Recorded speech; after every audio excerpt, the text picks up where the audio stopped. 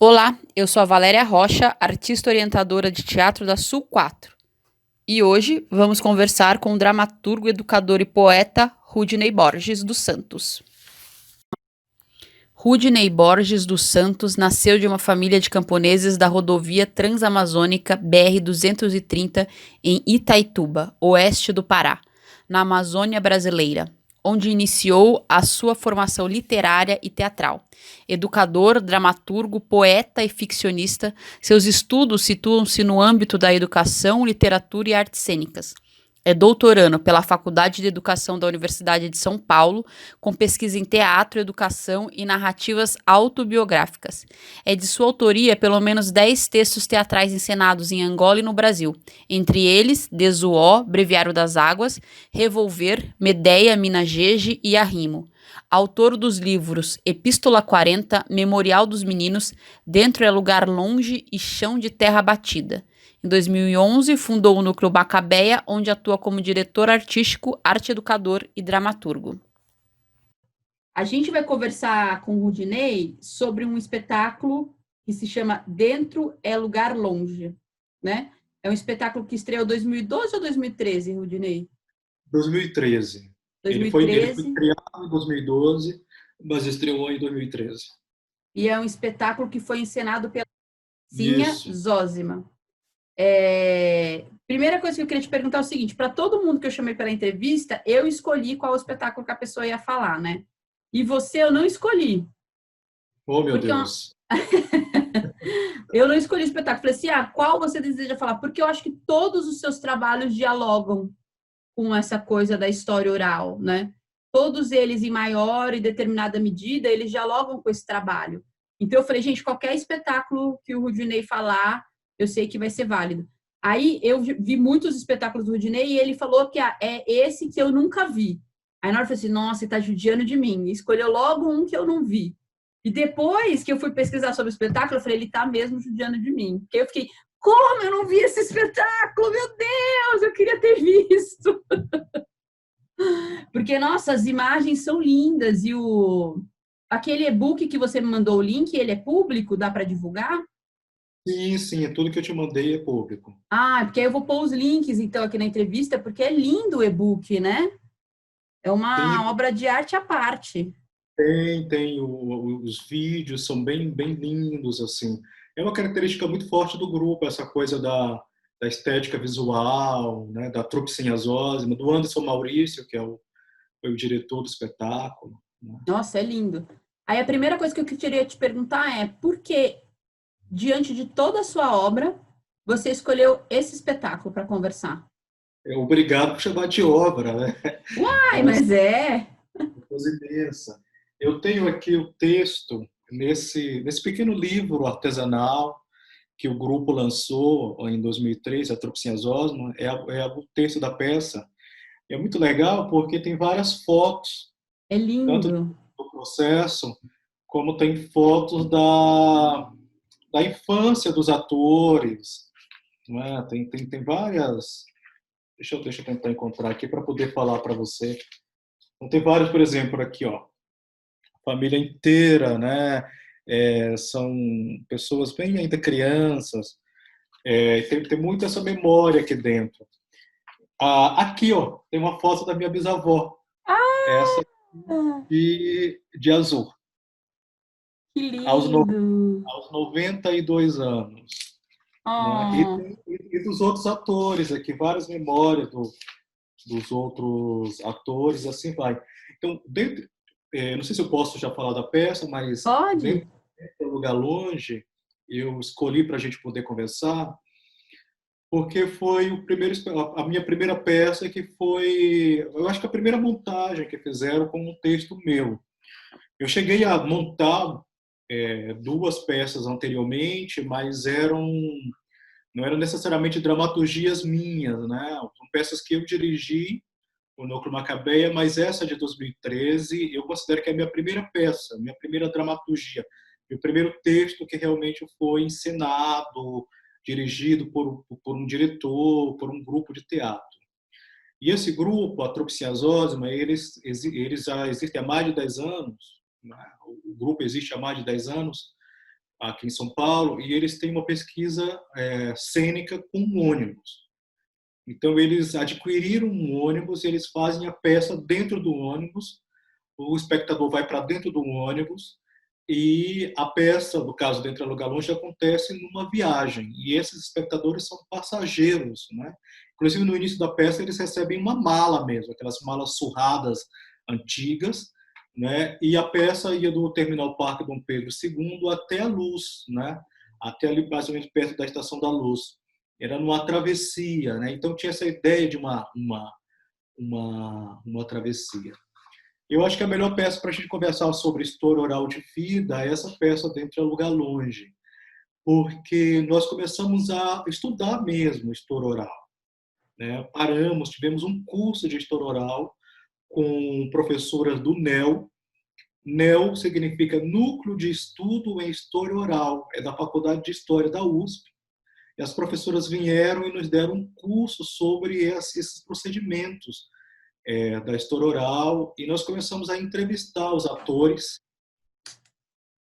e cada ator, cada pessoa que participava, inclusive eu, o dramaturgo da peça, e o diretor, e começamos a entrevistar para que as pessoas contassem, os atores contassem as suas memórias, as suas histórias de vida, as suas narrativas de vida. E esse núcleo da USP, eles traziam procedimentos para vocês trabalharem com os atores? Isso, é um núcleo de historiadores, não é um núcleo de artistas. Sim. Mas eles apresentaram os procedimentos que os historiadores usam. Você poderia compartilhar um que te marcou assim? Vou compartilhar sim.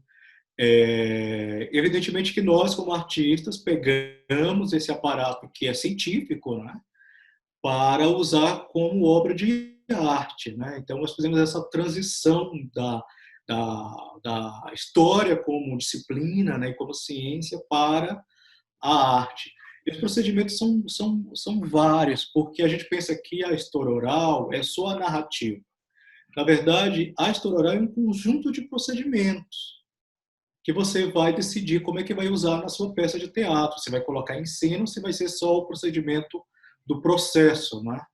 Então, a primeira coisa que é mais importante para começar o projeto de história oral é pensar que isso é realmente um projeto mesmo. E você vai partir de um tema. Qual é a inquietação que você, o seu grupo, você que está assistindo a gente, imagina que seja uma questão que te inquieta e que você gostaria de ouvir pessoas, né? Então, a história oral ela tem várias características, né? Ela pode ser, evidentemente que o NEO pensa assim, outros grupos pensam diferente, mas a história oral ela pode ser temática, ela pode ser um tema. Então, você quer discutir a questão da mulher, as questões indígenas, a questão da pessoa negra, vários temas, né? Pode ser um tema, ela pode ser temática. E a história oral ela pode ser história oral de vida, que essa é que as pessoas mais conhecem. O que é a história oral de vida? É aquela que você vai ouvir, que a pessoa vai narrar a vida dela, desde as memórias do nascimento, evidentemente que as memórias que contaram para ela sobre o nascimento, até o tempo presente. Essa é a história oral de vida. Um outro seria a história oral testemunhal, que são os testemunhos. São testemunhos de momentos muito marcantes da história de um país ou da história de um povo. Então, por exemplo, você quer ouvir o testemunho dos sobreviventes do Holocausto, judeus que vivenciaram o Holocausto. Então, por exemplo, hoje você tem na Alemanha vários museus que têm essas memórias, são testemunhos dessas pessoas que viveram um momento dramático e duro de um povo. Como, por exemplo, você tem o Museu da Resistência na Luz, que é um museu sobre pessoas que foram perseguidas pela ditadura militar. E muitos ali foram presos. Ali era um antigo presídio, o Museu da Resistência. Então, isso tudo é memória testemunhal, porque as pessoas estão testemunhando essa realidade abrupta pela qual elas passaram e que marcam a história de um povo. E outra maneira de fazer história oral, não me alongando muito, é a tradição oral. que é aquele que você vai conhecer a tradição de uma comunidade, que pode ser um bairro, que pode ser uma escola, que pode ser uma comunidade periférica, por exemplo, uma favela, que pode ser uma comunidade indígena, pode ser um quilombo, pode ser vários lugares, né? Um presídio, sei lá.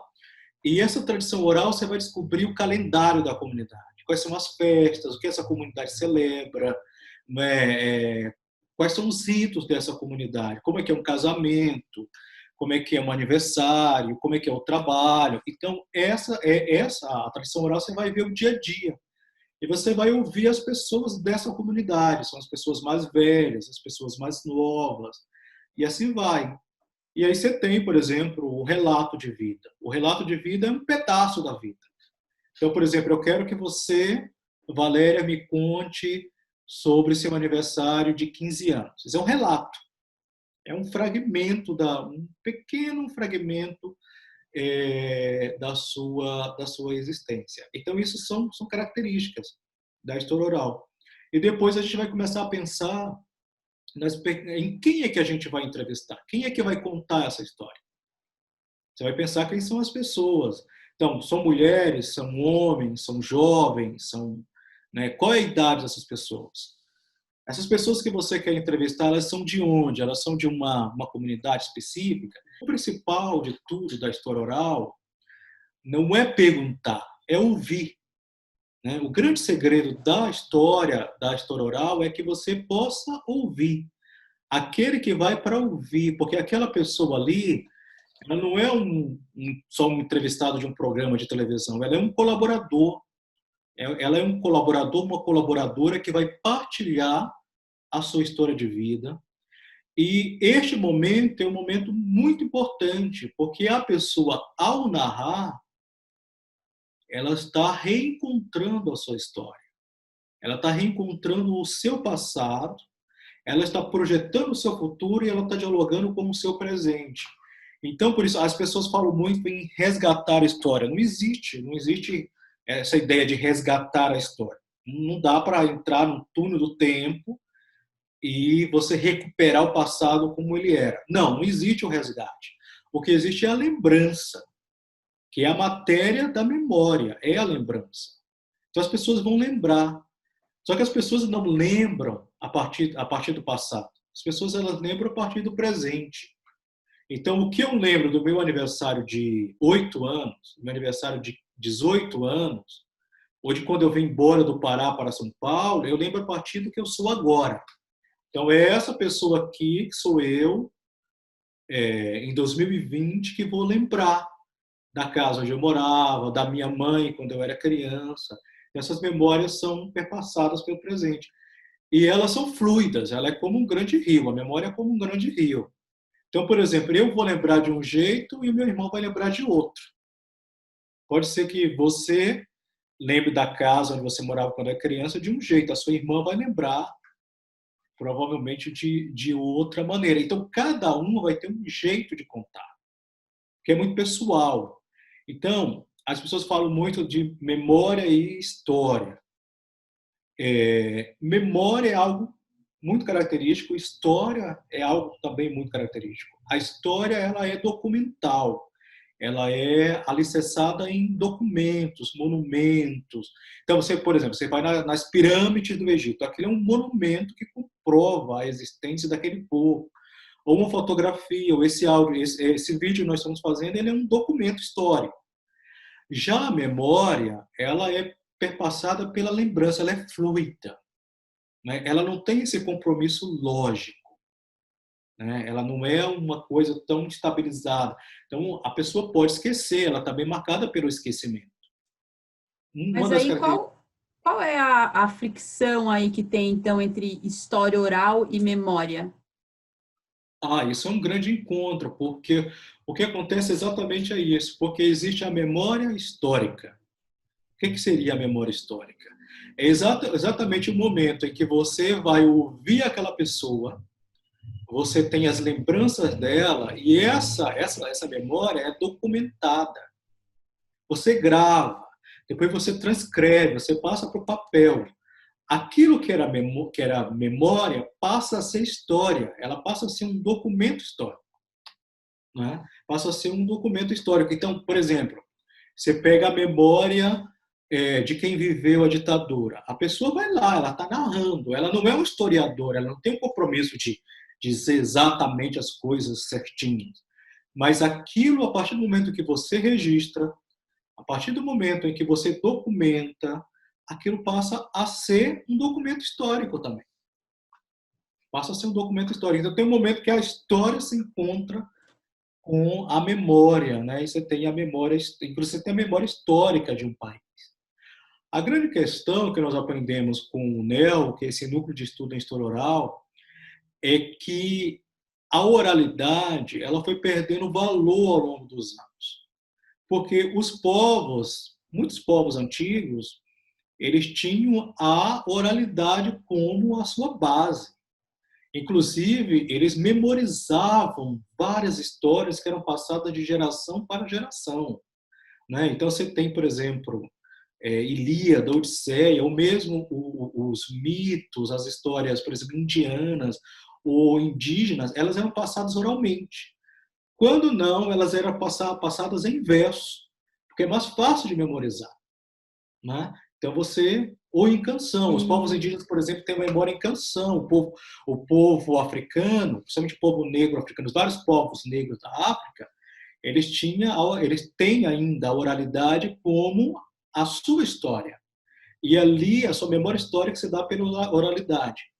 Infelizmente, com o capitalismo e com a invenção da escrita, evidentemente, o capitalismo ele passou a entender, principalmente por causa do comércio, a escrita como aquilo que valia. Então, por exemplo, para você fazer uma negociação comercial, não dava para ser só em palavras. Você passou a ter o contrato, você passou a ter nota promissória, você passou a ter o carimbo, muito antes, né, do mercantilismo ali em 1500. Então, o capitalismo ele optou pela escrita. E aí, aqueles que tinham apenas a palavra, a oralidade, passou a ser entendido como coisa inferior, né? Então, a palavra já não vale, a oralidade já não vale tanto. Infelizmente, até hoje, no Ocidente, você tem essa questão, né? Que a cultura europeia ela priorizou a escrita e, muitas vezes, muitas pessoas acabam enxergando as culturas que são da oralidade como culturas inferiores, a tal ponto de um filósofo como Hegel falar que a África não tinha história. A Sim. África não tinha história porque ela não tinha registro escrito. É um processo de colonização, né? Exatamente. E é uma colonização não só geográfica, né? Mas é a colonização do nosso pensamento, né? Às vezes a gente passa a pensar como colonizador, né? Tem aquele livro que está aqui, ó, no cantinho da tela, tá vendo? Ó, do Davi Copenau, E a queda do céu. A Queda do Céu. E ele fala lindamente, né? Sobre isso que ele chama, ele fala que o homem branco, e aí também a mulher, né? Mas o homem branco, ele tem a memória muito fraca. Então ele precisa anotar tudo nos seus desenhos que ele faz na sua pele de papel, né? Sim. Então uma coisa que para a gente é tipo, nossa, a gente tem milhares de livros para guardar tudo. Ele fala assim, por que você precisa de tanto livro para guardar as coisas, né? Talvez porque você esqueça as coisas muito fácil. E se a gente for pensar no advento do celular, é mais loucura ainda, né? Porque eu lembro que, por exemplo, hoje em dia, eu não sei o telefone da minha mãe, porque eu não preciso mais guardar, né? Quando a gente era criança, ainda precisava saber alguns números e tal. Hoje em dia, você põe tudo no celular, então a nossa memória, ela vai ficando esquecida, né? Vai ficando fragilizada, né? Sim. Exatamente. E o Queda do Céu que você está falando é um dos grandes exemplos de trabalho em antropologia que utilizam a oralidade. Então, é Sim. o Davi falando e ali o antropólogo anotando, e isso passa a ser um documento histórico da memória desse povo e do pensamento crítico do povo Yanomami em relação à mercadoria, né? Aos males do capitalismo. Esse livro tem tudo a ver com tudo que você falou, né? Que louco. E tá aqui, olha a coincidência, no cantinho da tela. E aí, no processo do espetáculo, vocês optaram por partir da memória dos atores e das atrizes. Ou não, isso era E, mais amplo. e isso era o grande desejo do grupo, não é? Era que nós pudéssemos ouvir as memórias, sobretudo as memórias de infância desses fazedores de arte. Né? É claro que nós ouvimos a história oral de vida deles, né? Desde as lembranças mais antigas até o processo que essa pessoa se tornou uma atriz, se tornou um ator, até o momento presente deles. Só que, como nós não somos historiadores, né, somos artistas, nós criamos uma maneira, digamos que mais performativa de fazer isso. O que nós inventamos? Nós fomos para uma chácara no interior de São Paulo e ficamos em uma casa nessa chácara durante um fim de semana. E fizemos digamos que um exercício performativo de 24 horas seguidas, narrando histórias de vida, mas nos relacionando com o espaço. Então, nós pegamos um livro de um filósofo chamado Bachelard, que chama Poética do Espaço, né? E ele fala sobre né, a partir da psicanálise, os vários sentidos dos espaços de uma casa. Então, nós começamos 5 horas da manhã e fomos para o sótão da casa. Então, no sótão da casa, onde a gente consegue ver o sol nascer, as pessoas começaram a narrar as suas memórias da infância, do seu nascimento. Então, o que conta sobre o seu nascimento? O que a sua mãe lembra? O que sua mãe te contou sobre o seu nascimento? O que seu pai contou? E aí E eles não era uma levaram... coisa que os atores e atrizes preparavam. Não, a ideia não era, eu vou preparar uma narrativa sobre o meu nascimento. Não, é ali Não, naquele momento. sim. A única coisa preparada é que cada ator preparou uma maleta. E essa maleta tinha coisas da memória material. Né? O que é a memória material? São esses vestígios. Então, por exemplo, levou fotografia, uma roupinha da pessoa de quando ela era criança, um presente muito especial que ela guarda. Né? Alguma coisa muito especial estava ali dentro daquela mala e ela podia abrir aquela mala e mostrar essa coisa. Então, por exemplo, muita gente levou foto de quando era recém-nascido, às vezes um sapatinho de crochê, né, que a pessoa guarda até hoje. E aí nós fomos percorrendo vários lugares da casa, por exemplo, o quintal, era o café da manhã e as memórias dos primeiros anos. Que Né? lindo. Depois a estrada, nós saímos na estrada ao redor da chácara para ir contando, a cozinha, né? Então tinham memórias ali passando até chegar na a sala, por exemplo, à noite, né? Depois o quarto que ia para a adolescência, fizemos uma cabana, né? E que já era mais ou menos ali chegando para meia-noite. Então começamos a tratar das memórias das perdas, né? Memórias das pessoas que nós perdemos, ou que partiram, ou que faleceram, né? Até chegar no exaustão física, né? Ali já de madrugada, e aí fomos para o porão da casa, que é o momento mais em que as angústias aparecem, as inquietações aparecem. Isso tudo era gravado, né? Havia pessoas com gravadores e também filmando, algumas partes foram filmadas, mas as narrativas elas eram narrativas espontâneas, né? E depois a gente fez um grande trabalho mesmo de oralidade, de transcrever tudo que foi dito. Todas as memórias que foram ditas, elas foram passadas para o papel. E aí a história oral, sobretudo lá no NEL, no Núcleo de Estudo em História Oral, o professor José Sebe é o grande mestre da oralidade, né? Dos estudos em história oral, e eles falam muito de uma ideia chamada pulso vital. Pulso vital é aquilo que naquele dia mais aparece na sua narrativa. Então, se eu te pedir para você contar a sua história hoje, vai ter um pulso vital. Se eu voltar uma semana depois, vai ter um pulso vital. É aquilo que está mais presente. Então, eu como dramaturgo, fui percebendo que o pulso vital daquela longa narrativa era a infância, as perdas. Ah, Ainda não tinha determinado isso. Não, não tinha. Era Ah, a, a, a, a memória da infância, sobretudo das perdas. As perdas eram muito, né, muito presentes, né? Então, por exemplo, um dos atores, ele perdeu o pai quando era criança, né?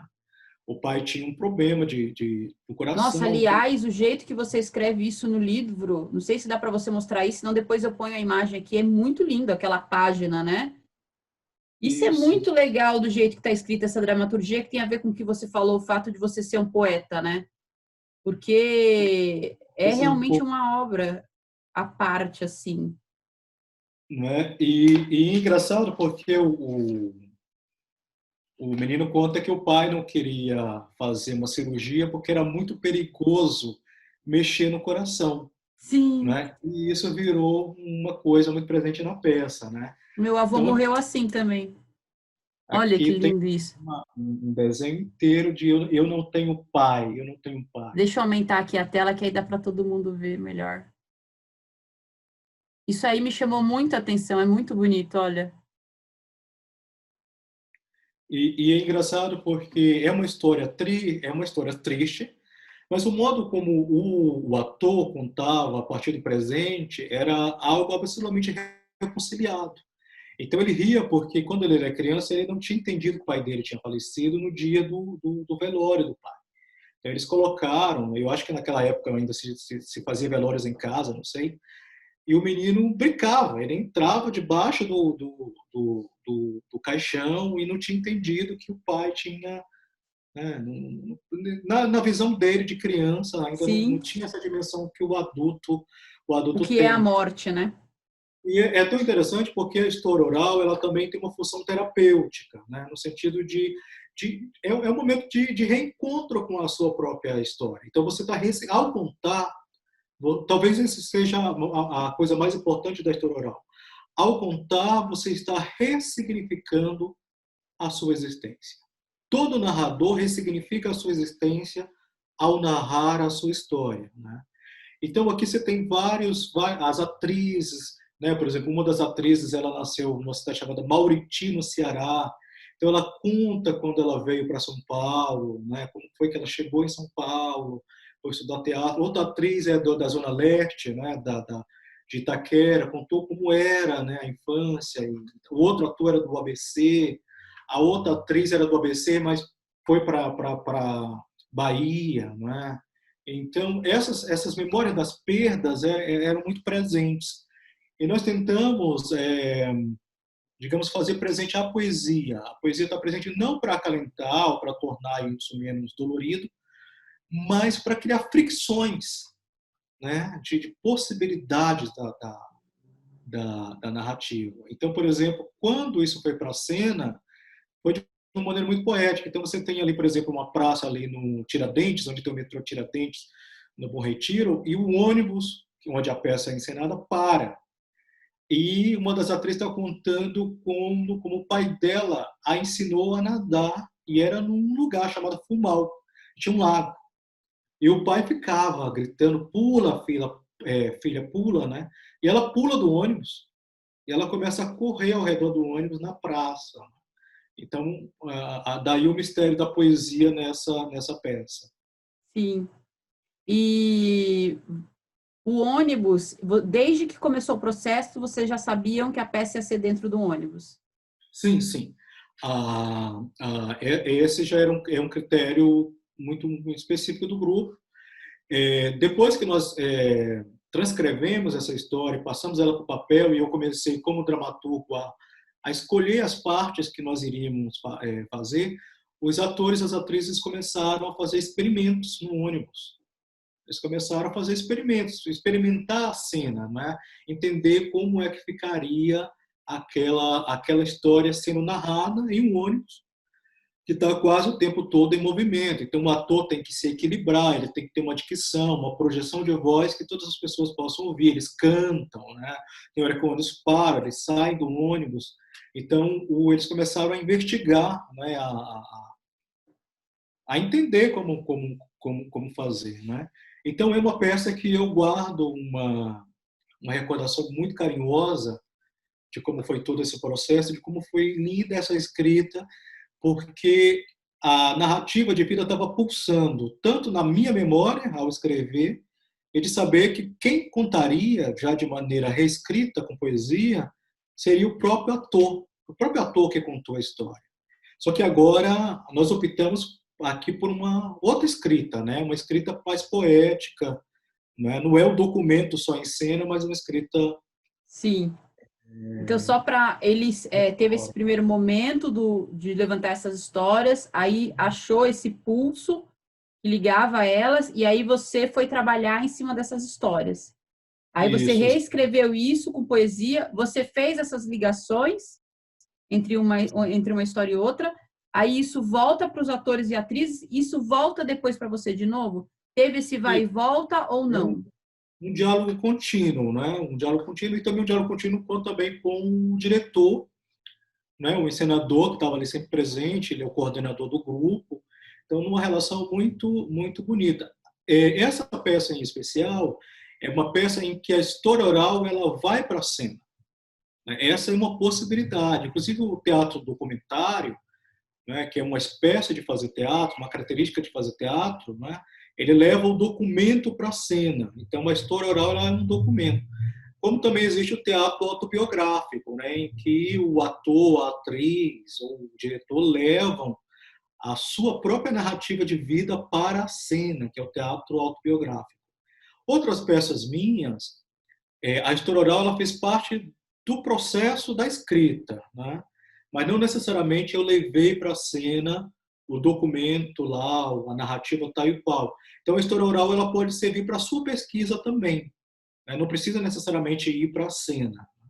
Nesse caso aqui, do Dentro é Lugar Longe, a própria narrativa dos atores foi para a cena. Sim. Ela pode ser um disparador para outras coisas, né? Isso.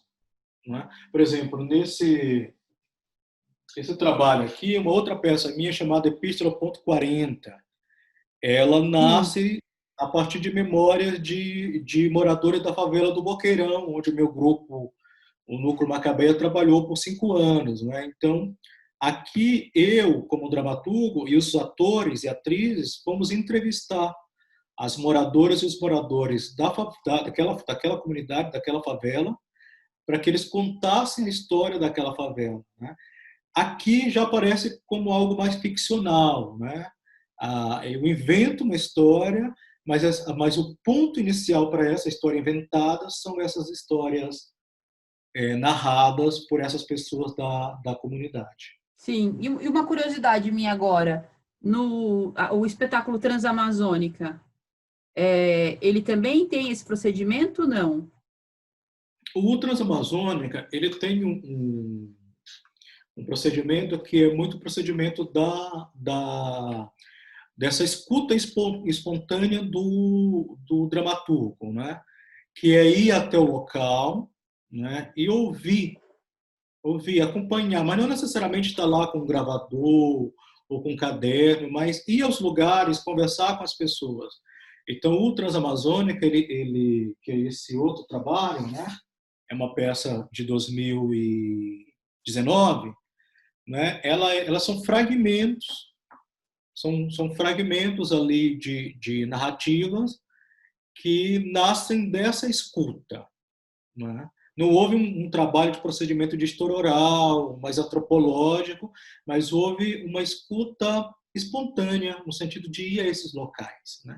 De estar lá, ir até a Transamazônica, é uma rodovia criada na ditadura militar, pelo governo militar, que corta boa parte, né, da Amazônia e nasce no Nordeste, ela nasce na Paraíba e vai até a Amazônia, né?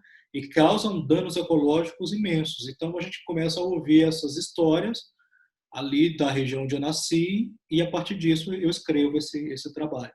Então a história oral ela não é uma coisa endurecida, ela nos dá para o artista muitas possibilidades e não só para o artista do teatro. Um pintor Sim. pode trabalhar a partir do que houve, um cineasta, sobretudo os documentários em vídeo, né? Tem muito de história oral. O Coutinho, por exemplo, os documentários dele, todos Sim, eu partem adoro. de história oral, né? E Você aí falou eu uma cheguei coisa... Não, pode falar. no último trabalho, que aí eu quis fazer algo autobiográfico, que é esse trabalho aqui chamado Arrimo, não é? Em que eu procuro, aí é uma escrita minha em primeira pessoa, né? Em que eu estou falando sobre como a minha mãe criou os filhos sozinha, como foi essa labuta, essa lida, essa vida dela no interior do Pará, trabalhando e sustentando sozinha os filhos, mesmo numa condição muito adversa, né, de muita desigualdade social. E é um É caminho lindo, que é eu lindo. me interesso muito agora de escrever em primeira pessoa também. É um... Você falou de escrever em primeira pessoa, é um... Não estou achando a palavra, mas é uma coisa que está acontecendo bastante agora, né? Essa coisa da gente falar sobre a gente, autobiográfica, tá tendo um movimento forte no teatro, né? Em relação a isso. Por que É você uma, acha que isso está acontecendo? é uma questão muito interessante, né? Sobretudo as performances, a performatividade, ela sempre se pautou muito na memória, e sobretudo na memória do corpo, né? Da própria presença do ator, da atriz em cena. Já o teatro autobiográfico, ele tem essa força, né, de trazer a cena as múltiplas e diversas memórias a partir de muitas vozes, não é? Então tem gente que gosta muito, que tem gente que tem críticas muito fortes a esse momento da história, porque você tem o advento das redes sociais e as pessoas falam muito de si, né? Então há uma coisa quase que egocêntrica, né? As pessoas falarem de si o tempo todo, né? Nós estamos na época da selfie, né? Da autofotografia. Mas eu penso que o teatro autobiográfico, pelo menos da maneira com que eu entendo, ele é muito importante, né? Porque, sobretudo, quando ele versa sobre os traumas mais profundos das pessoas. Então, eu penso que não é só um mergulho egocêntrico, né? Mas também é um exercício de cura para o reencontro que essas pessoas fazem. Agora, o que é bonito, Valéria, é que a história oral mesmo, né, que é essa que você quer ouvir o outro, é um exercício de alteridade. Então, a história oral ela tem essa força que é a força da escuta. Você deixa um pouquinho, você está ali com o seu eu, mas você deixa um pouquinho de si por algum momento para ouvir o outro. E eu acho que isso, muito mais do que falar de si, é o que nós mais precisamos no momento. No momento que nós estamos gravando isso aqui, nós estamos vivendo uma pandemia, mais quase 40 mil mortos, né? Você está tendo toda essa revolta que parte lá dos Estados Unidos com a morte de um homem negro por um policial, né? E que infelizmente o Brasil só acota, parece que quando ainda é colônia, né? Só acota quando acontece alguma coisa na metrópole. Então, nós todo momento nós precisamos ouvir as vozes negras, as vozes indígenas, né? As vozes das pessoas subalternizadas, dos pobres. Nós precisamos ouvir as vozes essas pessoas precisam falar, né? Precisam falar e a gente precisa trazer isso para a cena.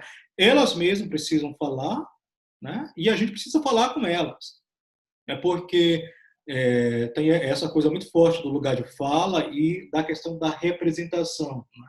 É uma discussão muito forte na história oral. Como é que eu vou falar a história do outro? E eu acho que a gente não pode esquecer de uma coisa, que é o lugar da empatia. Não é tomar o lugar do outro, mas é muito importante que a gente tenha empatia, que a gente possa ouvir a história do outro, né? Para mim, agora você levantou três coisas que parecem, mas sei lá, um triângulo, assim, né? Elas estão juntas, mas ao mesmo tempo está cada um numa ponta, que é o ouvir ativo da história oral. Então, é como se eu precisasse ouvir o outro, né? O Paulo Freire usa um termo que é escutatória, né? Eu tenho que escutar, Sim, esse escutar ativo. Na outra ponta é um exercício autobiográfico, que eu achei muito louco isso que você falou, que ele é duplo, né? Ao mesmo tempo que ele pode ser completamente egóico, tá ligado a selfie, ele também pode ser cura de trauma. Ele, por exemplo, quando você conta numa rima a história da sua mãe, aquilo não diz respeito só à sua mãe, né? Aquilo diz respeito a uma série de mulheres.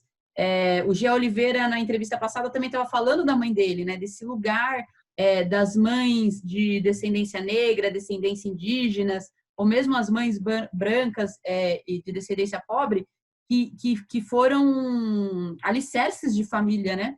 Financeiramente, psicologicamente. Então, esse lugar autobiográfico que você falou, que ao mesmo tempo é egóico, também é cura e também projeta. Você não está falando só da sua mãe, né? Você está falando de várias mulheres.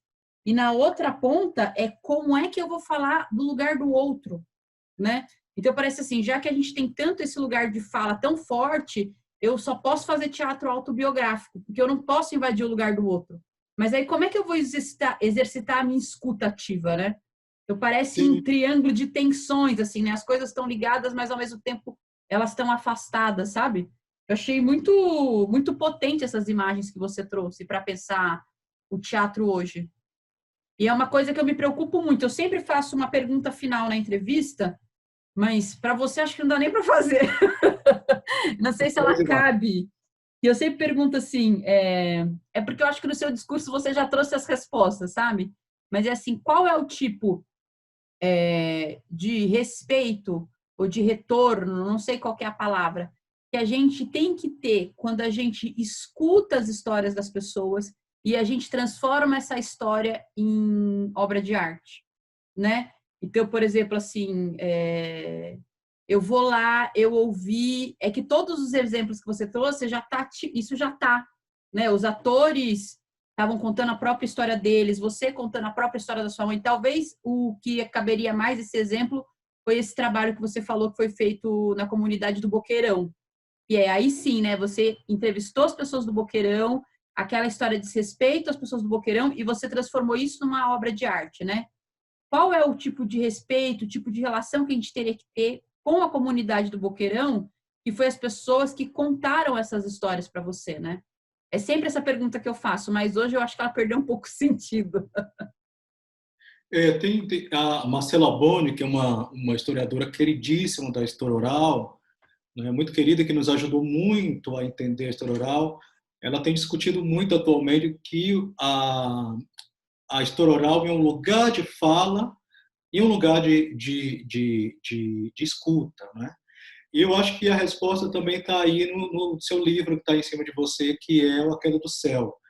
Que eu acho que essa pessoa que narra, ele não pode ser entendido apenas como um entrevistado, um objeto de pesquisa. Ele é um colaborador, né? Então o livro aí, A Queda do Céu, tem essa ideia muito forte de que esse outro ele é um colaborador. Ele é alguém que colabora. Evidentemente que a escrita ela é minha. Quem faz a escrita final sou eu. Mas essa pessoa é uma pessoa que colabora. Portanto, ela participa. No caso da favela do Boqueirão, essas mulheres, nós entrevistamos só mulheres, elas foram participar dos ensaios, né? Elas foram ver o corte final da dramaturgia, não para fazer um julgamento, decidir o que ia e o que não ia, mas para discutir junto com a gente, né? Conversar conosco para entender, né, o que acontece. E elas foram ver a peça pronta, né? E nós fizemos um documentário audiovisual em que elas mesmas falam, né? Então tem lugares, são atrizes, né? Então a gente fez um documentário audiovisual. Então você pode criar interfaces, possibilidades em que as pessoas possam falar também e possam aparecer, né? Esse documentário é disponível, Rudinei? Ele chama Tem Mais Chão nos Meus Olhos e está no YouTube. É um documentário sobre o Nuco Macabéia. É bem pequeno, é um documentário de 25 minutos e ele fala sobre o Nuco Macabéia na favela do Boqueirão e essas mulheres aparecem. Porque a gente não pode entender o lugar de fala como um lugar impossível. O lugar de fala ele é um lugar do diálogo, né? Então, eu não vou falar no lugar da minha mãe, mas eu vou falar do meu lugar de fala, como filho, né? E em alguns lugares eu tenho que entender que eu sou estrangeiro, e é desse lugar de estrangeiro que eu tenho que falar mesmo, e assumir isso. Sim, sim. Né? Então, as comunidades reclamam muito, as pessoas chegam muito para gravar, ouvir essas histórias, e elas não têm a devolutiva. Né? O que seria essa devolutiva? Devolutiva é você dialogar com a comunidade, é você compartilhar com essas pessoas o que está sendo feito para que elas também participem dessa criação. Né? Então, é possível também a gente poder ter a história do outro, trazer a história do outro, entender que não é a nossa história, mas criar pontos de encontro, de ligação. Né? Então, essas mulheres boqueirão eram migrantes, né? Elas vieram do Nordeste, eu também sou uma pessoa migrante. Né? A minha mãe também era um migrante. E a gente vai encontrando ponto em comum para poder dialogar. Né? E isso faz com que a história oral não seja aquele exercício tão antigo que o pessoal fazia muito, né?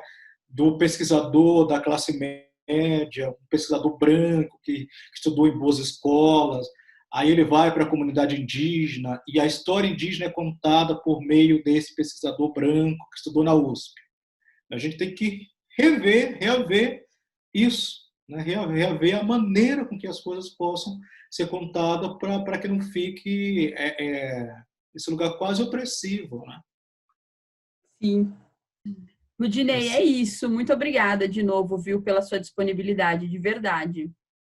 Obrigado você, obrigado às pessoas que estão vendo. E posso fazer. Você mostrou o livro, né?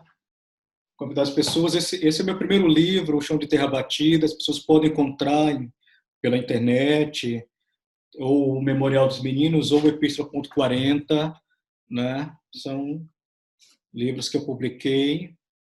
Então, ficaria muito feliz se vocês lessem. E é uma delícia de ler. Um abraço para vocês, espero que vocês tenham gostado e espero que a gente possa fazer muita coisa com a história oral, tá bom? Um beijo. Obrigado. Beijo. Até mais.